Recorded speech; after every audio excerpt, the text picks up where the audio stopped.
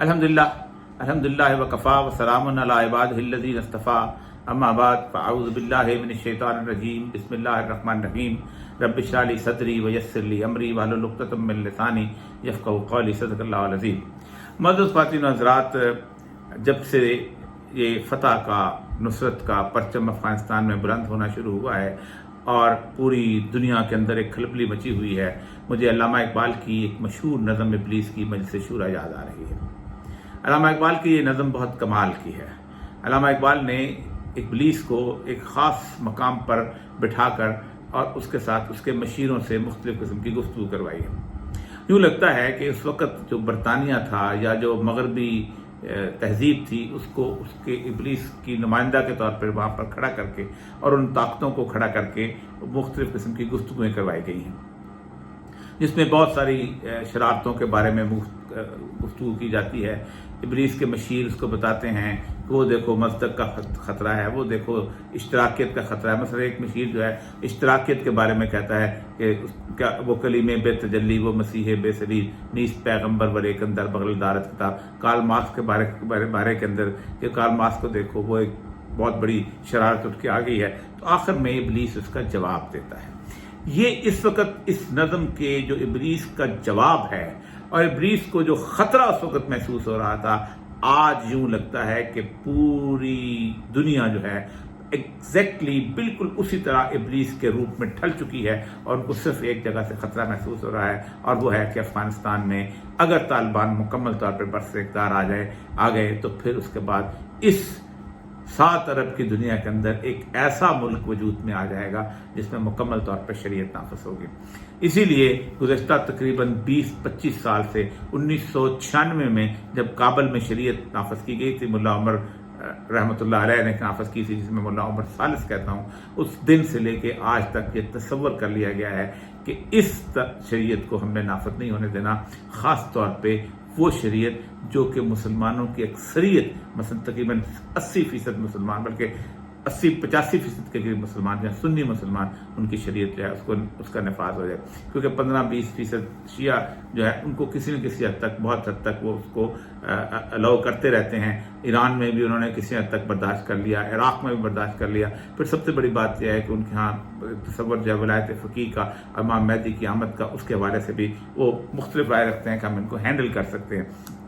और ये ज़्यादा फैल भी नहीं सकती क्योंकि नफरत फैला देंगे तो मसला हो जाएगा और एक मसलक की इख्तलाफ के ऊपर मुसलमान इकट्ठे नहीं हो जाएंगे। लेकिन अगर एक ऐसा मुल्क दुनिया के अंदर वजूद में आ गया जो शरीयत के नफाज के बाद पुरअमन भी रहा, पुरसुकून भी रहा, तो फिर उनके लिए बहुत बड़ी मौत है। तो इब्लीस जो है आखिर में खिताब करता है, अपने तमाम लोगों का जवाब देता है। इसके बाद फिर मौजूदा में आज की सूरत हाल के बारे में आएंगे। वो कहता है मेरे दस्ते तसर्रुफ में जहान रंगबू, क्या ज़मीं क्या मेहरमा क्या आसमां क्या तू बतू। अब अगर देख लेंगे अपनी आंखों से तमाशा गर्ब शर, मैंने जब गरमा दिया अक़वाम यूरोप का लहू। और वाक़ई क्या मामा ने सियासत क्या कलीसा के शयूख, सबको दीवाना बना सकती है मेरी एक हू। कारगाहे शीशा जो नादा समझता है उसे तोड़ कर देखें इस तहजीब के जामो सबूत। और उसके बाद करता करता ये परेशान, कब डरा सकते हैं मुझको इस तरह की कुछ, अगर ये कम्युनिस्ट हैं मुझे कब डरा सकते हैं। ये परेशान रोजगार आशिफ्ता मस्त आशिफ्ता हूँ, और है अगर कोई खतर मुझको तो उस उम्मत से है जिसकी खाकिस्तर में है अब तक शरारे आंसू। कहते ये राख हो चुकी हुई है पूरी की पूरी उम्मत, लेकिन इसकी राख के अंदर भी उम्मीदों की चिंगारियां अभी तक सुलग रही। खाल खाल इस कौम में अब तक नजर आते हैं, वो करते हैं अश्के सहरगाही से जो जालिम वजू। कुछ लोग नजर आते हैं कि सुबह के वक्त उठते हैं और आंसुओं से अपने चेहरे को तर कर लेते हैं, आंसुओं से अपनी और दुआएं अल्लाह के हज़ूर मांगते हैं। जानता है जिस पे रोशन बातें में अय्याम है, मज़दकियत फितना फर्दा नहीं इस्लाम है। और फिर उसके बाद एक बार इस उम्मत का मातम करते हुए इस कैफियत में लेके आता है कि इब्लीस जो मशवरा देता है, आज पूरे अफगानिस्तान के मुकाबले में यही मशवरा हो रहा है। जानता हूं मैं ये उम्मत हामिल कुरान है, जानता हूं मैं ये उम्मत हामिल कुरान नहीं,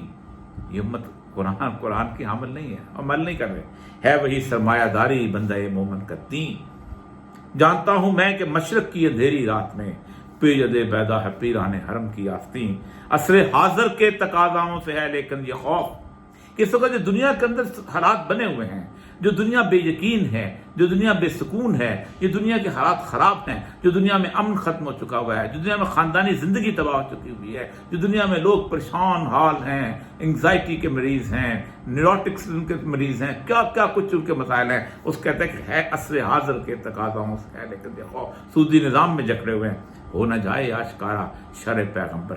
کہیں رسول اللہ صلی اللہ علیہ وسلم کی شرع کے بارے میں لوگوں کو اندازہ نہ ہو جائے۔ الحذر، ابلیس اپنے لوگوں نے کہا خبردار، آئین پیغمبر سے 100 بار الحذر، کہ پیغمبر کے قانون سے 100 بار توبہ۔ اس کی ایک صفت بتاتا ہے، اور یہ وہ صفت ہے جو 1996 میں جب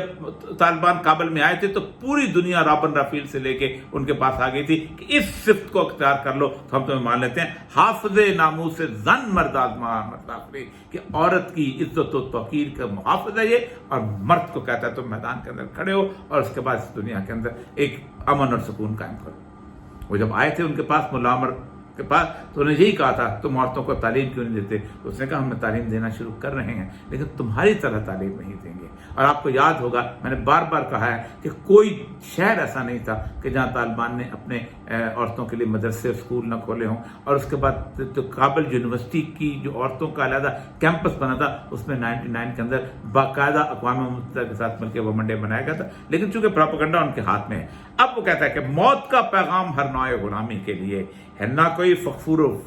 خاکاں نہ فقیر نشیں، کہ غلامی کی تمام زنجیریں جو توڑتا ہے، کوئی بڑا سرمایہ دار نہیں اور کوئی فقیر نہیں، کرتا ہے دولت کو ہر آلودگی سے پاک و صاف،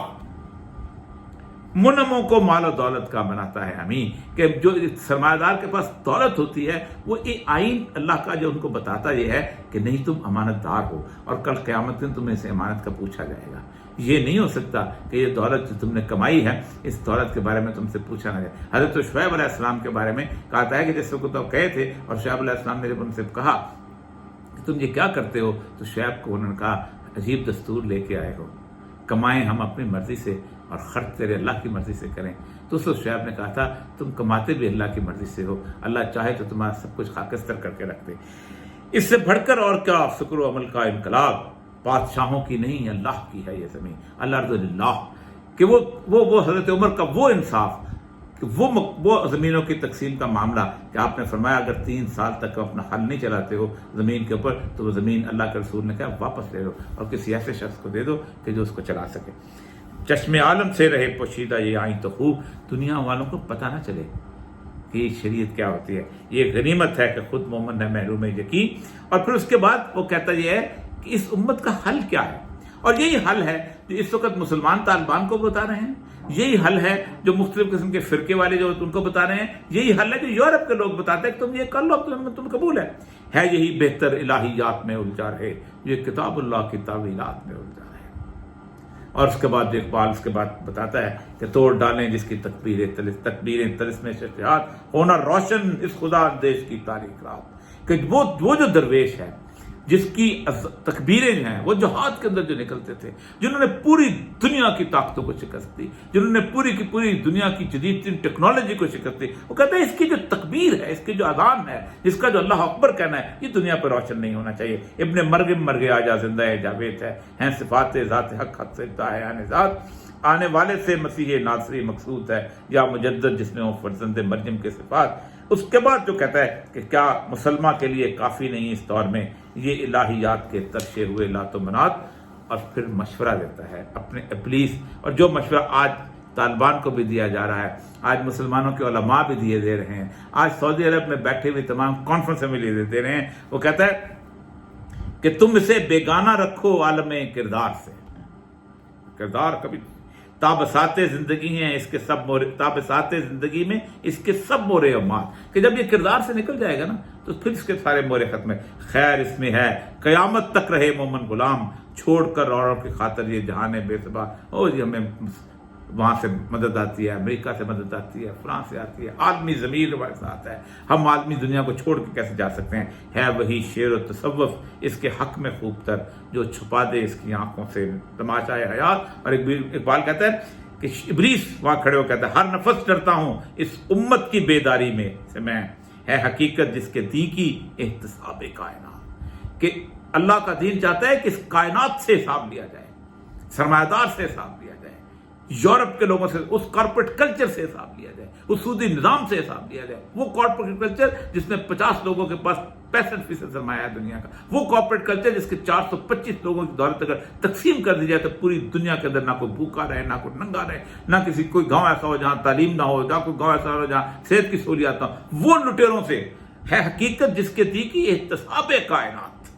اور اگر آخر میں کہتا ہے مست رکھو فکر و ذکر صبح گاہی میں سے، پختہ تر کر دو مزاج خانقاہی میں سے، یہ تسبیحاں پڑھتا رہے اور اس کے اذانیں دیتا رہے اور اس کے بعد پختہ تر کر دو مزاج خانقاہی میں سے۔ اسی میں اس کے اوپر سید الانبیاء صلی اللہ علیہ وسلم کی مشکات مصباح کی ایک حدیث، اور اتنی جسے کہتے ہیں کانپ جاتا ہے اس حدیث کو سن کے کہ اللہ تبارک تعالیٰ اوحیٰ الی جبریل، ہم نے، اللہ فرماتے ہیں کہ میں نے، اور یہ حدیث قدسی ہے کہ میں نے جبریل علیہ السلام کو، اللہ کہتے ہیں کہ میں نے وحی کی کہ جاؤ فلاں فلاں بستیوں پہ عذاب نازل کر کے آؤ۔ جب وہ عذاب نازل کرنے گئے تو جبریل واپس لوٹے اور کہا اللہ اس میں سے ایک ایسا آدمی، رجل ہے، اچھے آدمی کی بات کی جاتی ہے، ایک ایسا آدمی ہے کہ جس نے طرفتین آنکھ چھپکنے جتنا گناہ بھی نہیں کیا۔ اللہ کا غصہ دیکھیں اس شخص کے بارے میں، اللہ تبارک تعالیٰ فرماتے ہیں کہ اس کو الٹو اور اس کے اوپر ساری بستی کو الٹ دو، کیونکہ یہ وہ بدبخت ہے کہ جو اپنے ذکر و فکر میں لگا ہوا تھا لیکن میرے نام کی غیرت پر اس کے چہرے کا رنگ نہیں بدلتا تھا۔ معزز خواتین آزاد، 20 سال کے اندر، گزشتہ تقریباً 30 سال کے اندر اگر پوری دنیا میں اللہ کے نام کے لیے، اللہ کے دین کے نام کے لیے کسی کے چہرے کا رنگ بدلا ہے تو افغانستان میں طالبان۔ پچھلے دنوں میری ان کی مختلف قیادت سے ملاقاتیں جو جہاد کر رہے تھے تو انہوں نے کہا مجھے یہ بتائیے کہ پوری دنیا میں 57 ممالک ہیں، 1 ارب 50 کروڑ مسلمان ہیں، مجھے یہ بتائیے کہ کس جگہ سے اور کس علاقے سے آپ کو خیر کی خوشبو آ رہی ہے، آپ کو ٹھنڈی ہوا آ رہی ہے؟ کوئی اور علاقہ نہیں سوائے افغانستان کے، جہاں یہ ثابت ہوا کہ دنیا کے 48 ممالک، دنیا کی بہترین ٹیکنالوجی جو ہے وہ شکست کھا جاتی ہے۔ اب میں صرف حالات بیان کر کے امت کو ایک خوشخبری کے طور پہ کہ اس وقت پوری دنیا، یورپی یونین کا نمائندہ جہاں بیٹھا ہوا ہے، پاکستان میں بیٹھا ہوا ہے، وہ اڈے کیوں دینا چاہتے ہیں؟ وہ اڈے نہیں دینا چاہتے، وہ بنیادی طور پر طالبان سے کہتے ہیں کہ تم ہمارا بنایا ہوا ایک نظام جو ہے جمہوریت کا، اس کے اندر تم آ جاؤ۔ جیسے پاکستان کو انہوں نے فریب میں دیا ہوا ہے، اسلامی نظریاتی کونسل بنا لو، ایک آئین بنا لو جس میں کہا جائے کہ کوئی ریپگننٹ اسلام کے شریعت کے خلاف ریپگننٹ قانون نہیں بنے گا، اور پھر نہیں بنتا رہے گا۔ ایک پارلیمنٹ بنا دو اور اس پارلیمنٹ کو کسوٹی بناؤ کہ وہ پارلیمنٹ اگر چاہے گی تو قرآن نافذ ہوگا، وہ پارلیمنٹ نہیں چاہے گی تو قرآن نافذ نہیں ہوگا۔ وہ پارلیمنٹ کہے گی تو اس طرح کا آئینی قانون بنے گا، اس طرح کا آئینی قانون۔ اسلام کو مذاق بنا دو ان لوگوں کو کہ جن کی زندگی کے اندر اسلام کبھی نافذ نہیں ہوتا، جو شراب پیتے ہیں، جو جوا کھیلتے ہیں، جو زنا کرتے ہیں، دنیا کے تمام عیوب کرتے ہیں، ان کو اسمبلی کے ارکان کے سامنے کھڑے ہو کے کہو کہ زنا پہ حد لگاؤ، اس کو کہو کہ تم شراب پہ حد لگاؤ۔ وہ لوگ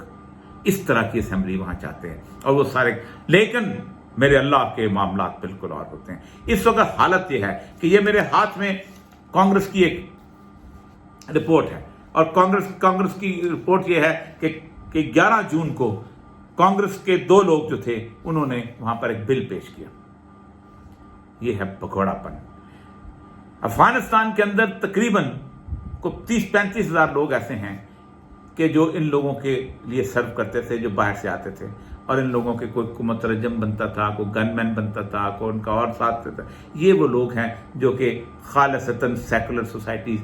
کے پروردہ تھے۔ انہوں نے اپنے بچوں کو بھی امریکہ سیٹل کیا ہوا تھا، پھر کو جرمنی سیٹل کیا ہوا تھا۔ یہ 1979 میں جب روس آیا تھا تو اس کے 2 سال بعد 1981 میں ٹرینڈ ہونی شروع تھی، اور یہ نسل در نسل جو ہیں تقریباً آج وہ ایک جیسے کہتے ہیں گروپ بن چکا ہو، ایک کیڈر بن چکا ہو۔ اس کیڈر سے جب بھی وہ لوگ ہوتے ہیں اس کو اٹھا کے لے لیتے ہیں اور ان کے ساتھ اپنے وہ چلنا شروع کرتے ہیں۔ 1981-82 میں تو ان کو ٹرین کیا گیا، یہ سارے لوگ ان کے ساتھ مل گئے، اور لیکن جب یہ دوبارہ 1999 کے بعد جب 2001 میں امریکہ وہاں پہنچا ہے، تو پھر جب پورے کے پوری دنیا جہاں کوئٹہ میں اور اپنا پشاور میں پہنچی ہے تو یہ لوگ تیار کھڑے تھے۔ انہوں نے کہا ہم نے تو 10 سال آپ کے ساتھ کام کیا، ہم ہینڈی کیپ انٹرنیشنل کے ساتھ تھے، ہم جناب اپنے ریڈ کراس کے ساتھ تھے، ہم جناب سیو دی چلڈرن کے ساتھ تھے۔ یہ وہ بنیادی طبقہ ہے کہ جس طبقے نے جیسے ہی روس نکلا تھا اور اس کے بعد امریکہ نکلا تھا، یہ کوئی لندن میں بیٹھ گیا، کوئی جرمنی میں بیٹھ گیا، کوئی وہاں بیٹھ گیا، اور پھر کچھ جو پاکستان میں رہ گئے انہوں نے این جی اوز بنا لی اور ساری ایمبیسیز جو ان کو پیسے دینے لگیں، اور یہ وہ لوگ تھے جو بیٹھ کے پاکستان کے خلاف اور دنیا کے طالبان کے خلاف اور اسلام کے خلاف سازشیں کیا کرتے تھے۔ یہ ہے وہ بنیادی طبقہ جس کو اس وقت بھاگ رہا ہے۔ اب اس بھاگنے والے طبقے کے بارے میں انہوں نے کہا ہے کہ 20,000 درخواستیں جو ہیں اس وقت امریکہ میں ان لوگوں کی پہنچ گئی ہیں کہ ہمیں فوری طور پہ وہاں سیٹل کرو اور ویزا دو، اور اس میں انہوں نے جو بلنکن تھا جو فورن منسٹر ہے، وزیر خارجہ ہے، اس نے کہا کمال آدمی ہو، گھڑی کی کلاک از رننگ، گھڑی کی سوئیاں تیزی سے بھاگ رہی ہیں اور طالبان کابل کی طرف بڑھ رہے ہیں، اور تم کیا کرتے ہو؟ یہ وہ لوگ ہیں جو ہمارے وفادار تھے، ان کو نکالو۔ یہ وہ شکیل آفریدی ہیں جو یہاں پر تھے پاکستان کے اندر، اور انہوں نے باقاعدہ این جی او بنا کے اسامہ بن لادن کو پکڑایا تھا۔ یہ پہلی ایک صورتحال یہ ہے کہ یہ بھاگ رہے ہیں۔ اب طالبان نے ان کو کہا ہے کہ اگر ہمارے رہنا چاہتے ہیں ہم ان کو مکمل امان دیتے ہیں۔ دوسری چیز جو ہے وہ یہ ہے کہ جتنے بھی وہ لوگ 3.5 سے 4 لاکھ روپیہ 4 لاکھ جو سپاہی تھے افغانستان کے اندر جو انہوں نے بھرتی کیے تھے، جن کو 20 سال لگا کے ٹرین کیا تھا، جن کو انڈیا سے بھی ٹرین کرایا گیا، جن کو امریکہ میں اسکول آف امریکاز میں جا کے اور اس کے بعد پینٹاگون میں جا کے ٹرین کرایا گیا، ان سب کو وہ جو ہیں وہ اپنے ہتھیار جو ہیں طالبان کو سرنڈر کر رہے ہیں، اور اس وقت تقریباً 90% کے قریب افغانستان جو ہے ان کے ہاتھ میں۔ یہاں پر لوگ کہتے ہیں، اور جہاں پر ہمارے لوگ جو ہیں کہ طالبان جو ہیں ان کے مقابلے میں جب شمالی اتحاد اٹھے، شمالی اتحاد اس زمانے میں اس کو امریکہ اسلحہ دیتا تھا، اس کو بھارت اسلحہ دیتا تھا، اس کو ایران سپورٹ کرتا تھا، سب کرتے تھے، کون کرے گا؟ سب کو اندازہ ہو گیا ہے۔ اور پھر کہا جاتا ہے کہ اب وہ صورتحال نہیں ہے، پچھلے دنوں بہت زیادہ لوگ جیسے ہو کہ اب وہ والی ہر صورتحال نہیں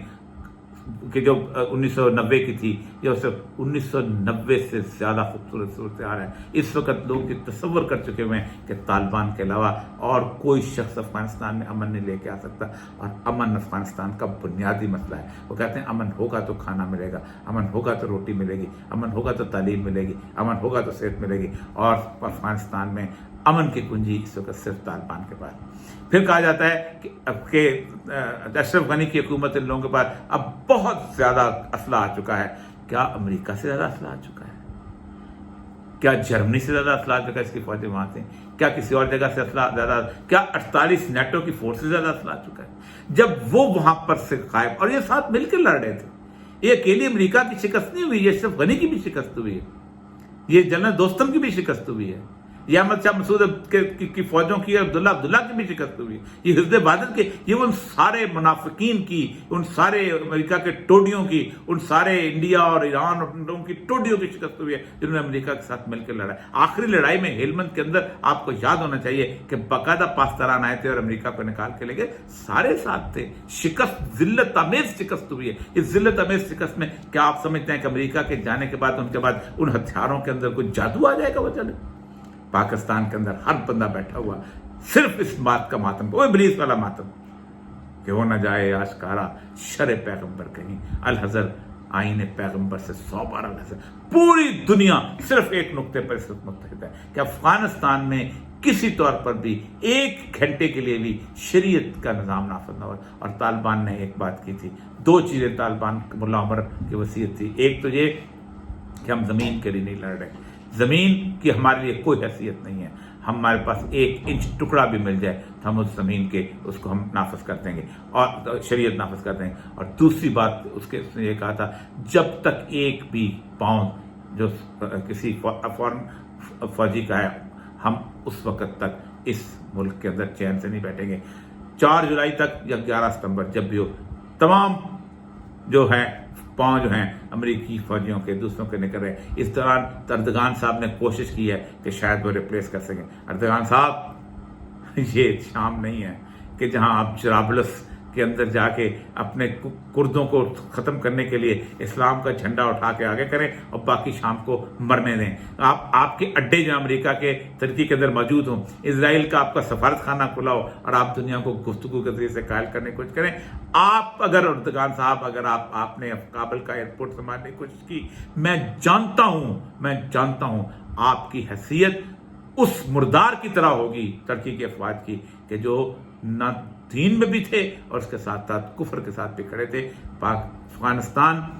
تو مستقبل طالبان کے ہاتھ میں ہے اور افغانستان کا مستقبل شریعت ہے، کیونکہ یہ وہ سرزمین ہے کہ جس کے بارے میں سید الانبیاء نے فرمایا تھا جب خراسان سے کالے جھنڈے نکلے تو تم برف پر پھسل کر بھی اگر تم آؤ گے تو برف پر پھسل کر بھی آنا، کیونکہ یہ وہ جھنڈے ہیں جو سیدنا امام مہدی کی اس لشکر کی نصرت کے لیے وہاں پہنچیں گے، اور یہ وہ لشکر ہے کہ جس نے